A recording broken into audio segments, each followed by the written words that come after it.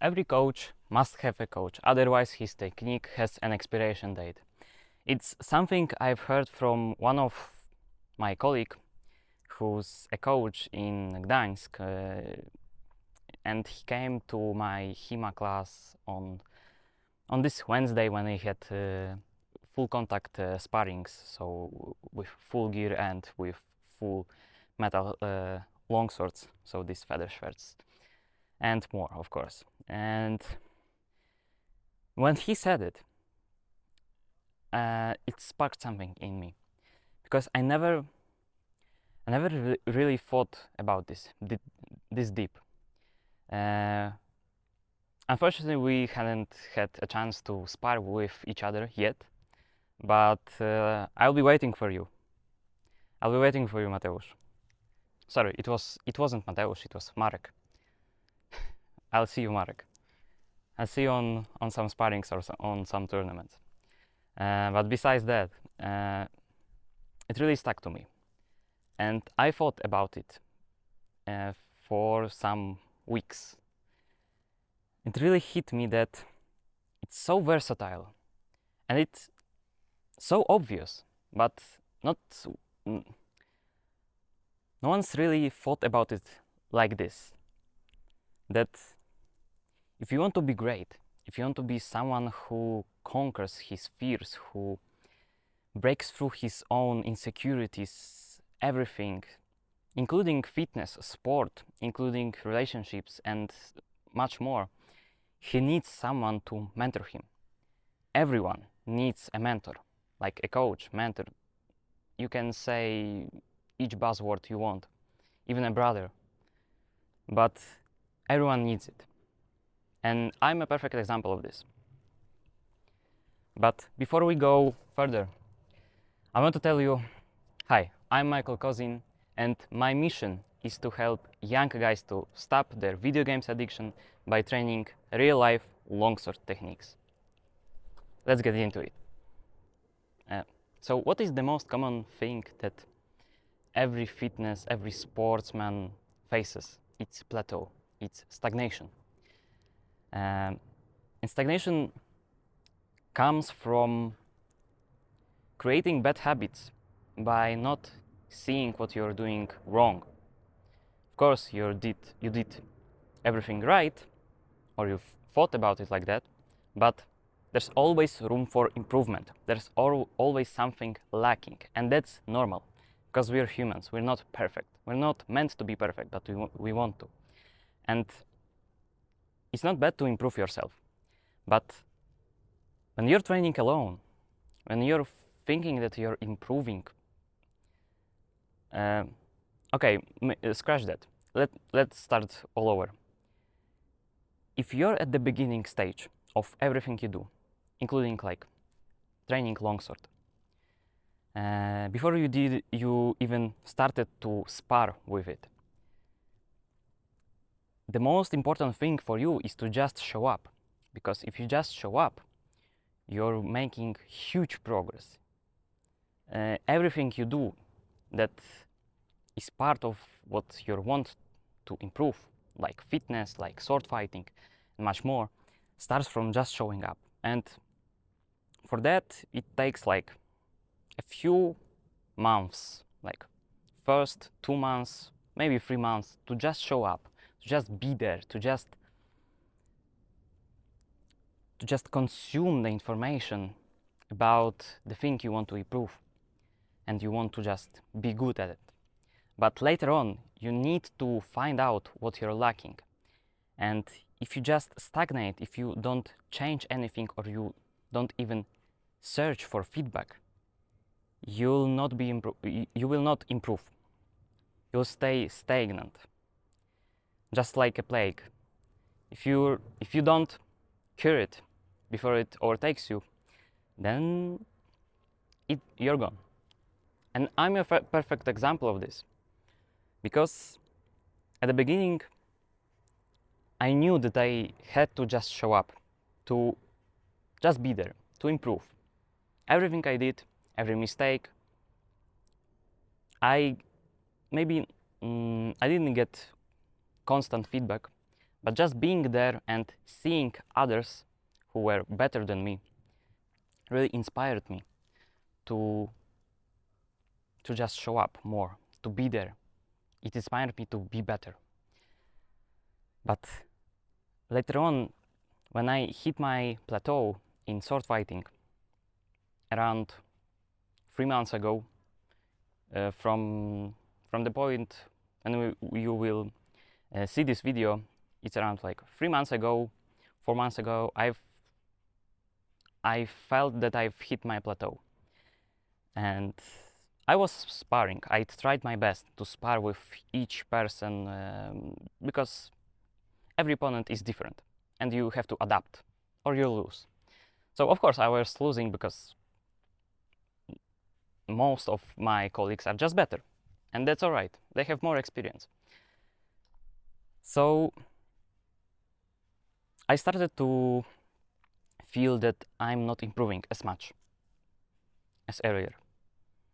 And that's understandable because earlier I just show up just as I told you, but I needed guidance. I needed more feedback on my technique, on my improvements, because even, for example, I always thought that doing a lunge was about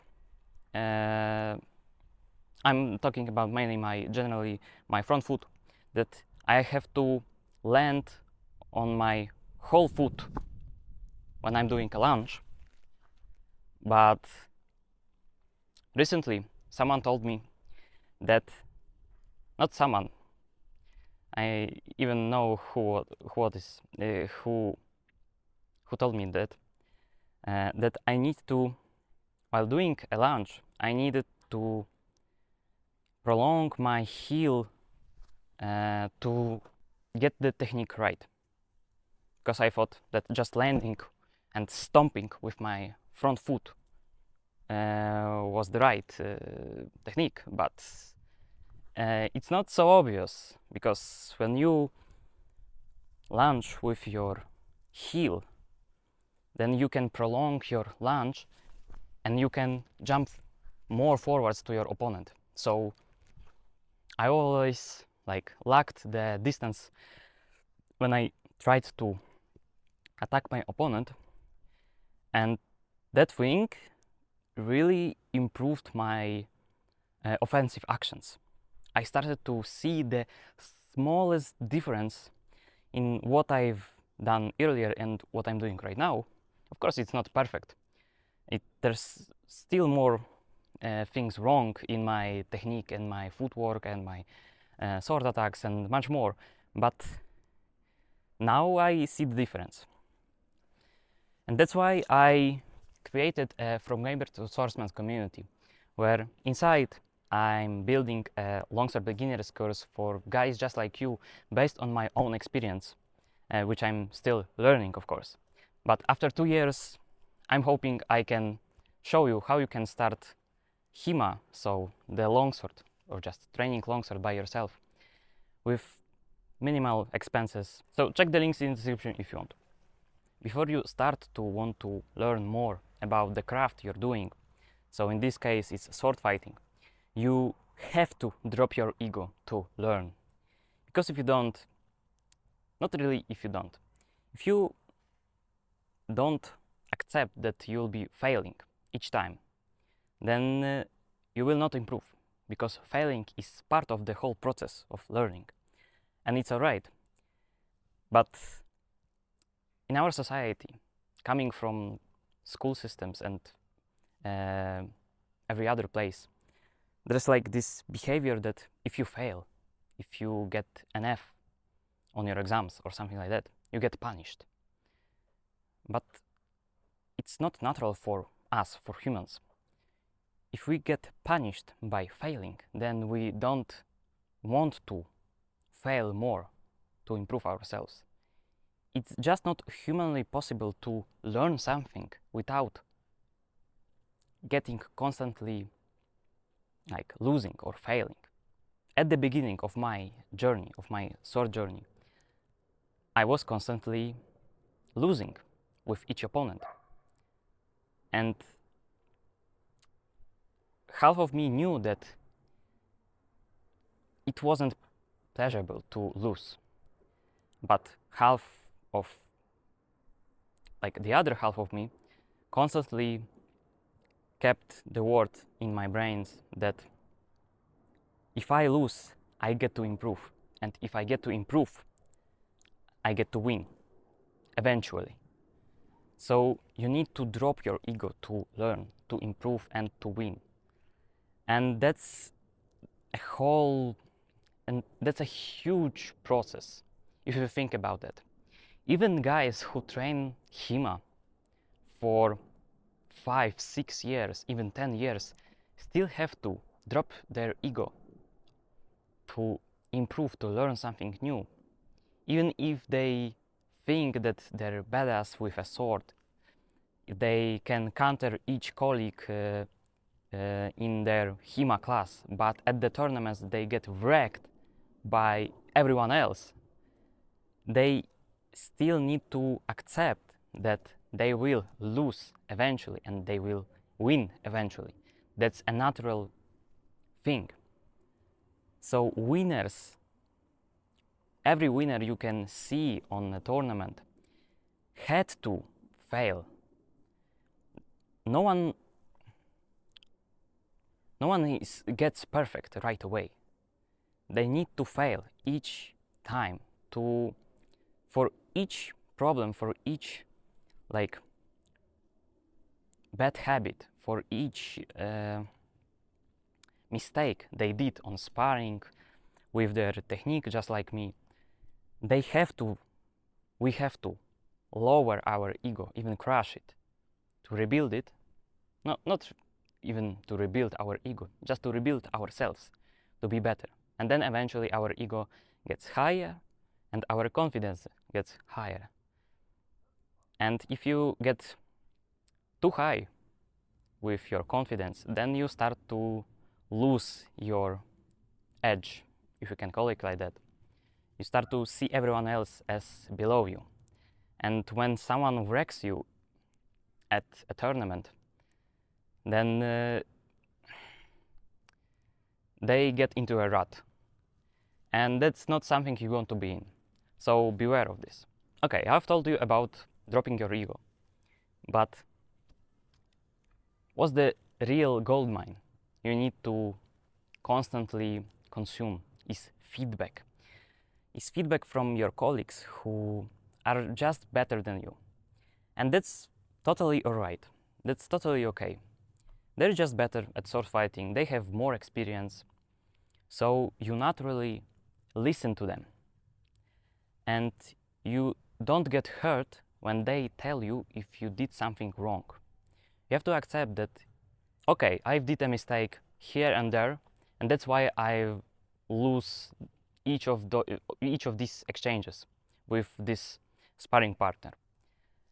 And it's a gold mine to just, after each exchange, after the sparrings, to just go to this person and ask him how did he win with you, or what technique you could improve upon. So later on, when he fights with you, he doesn't commit 50% of his energy to win the exchange with you. But later on, he feels like, oh shit, this opponent, this young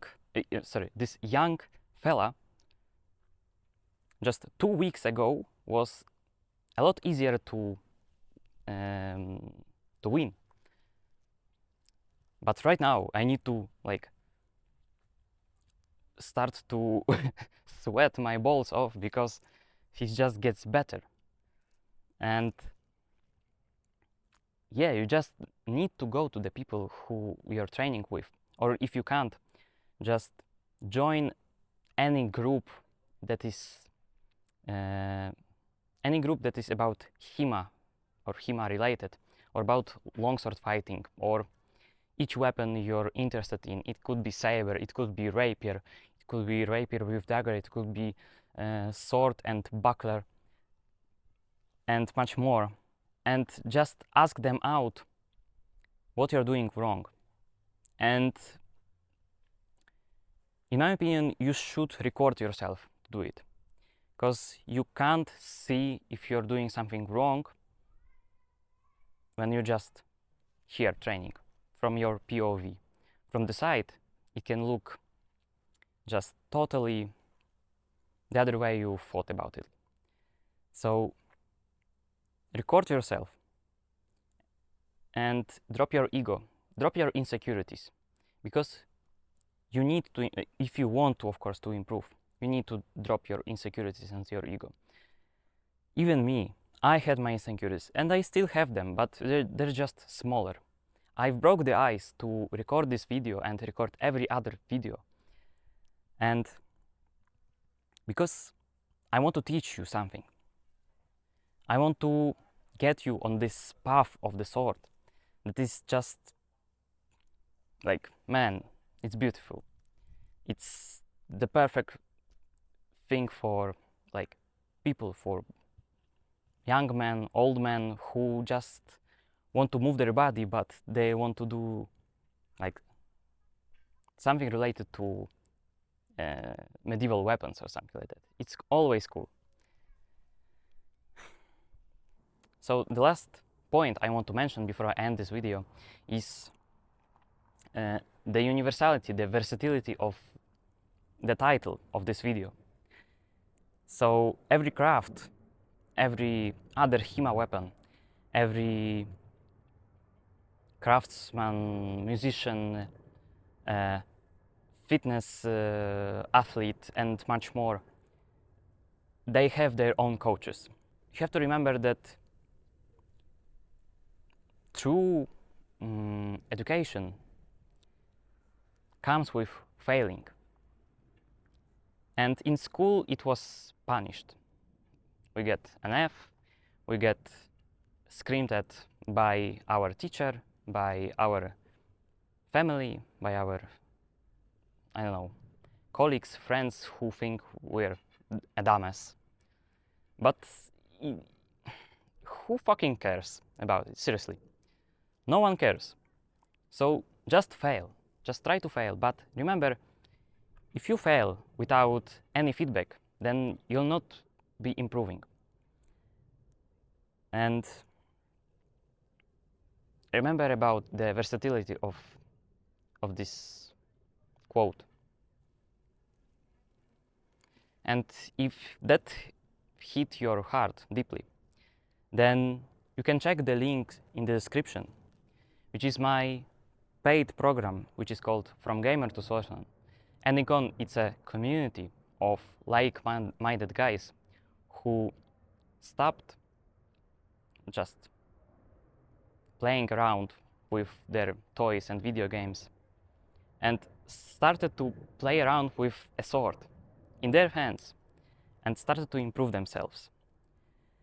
And the most important thing that you can get inside is just feedback from much more experienced guys who don't see you someone who's below you, but someone who's near them.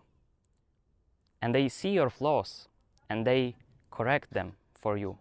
And if you're open, if you're someone who is open-minded for this, like as I told you, to drop your ego, then you can embrace it. You can hear them. Yeah. And remember, always take the initiative.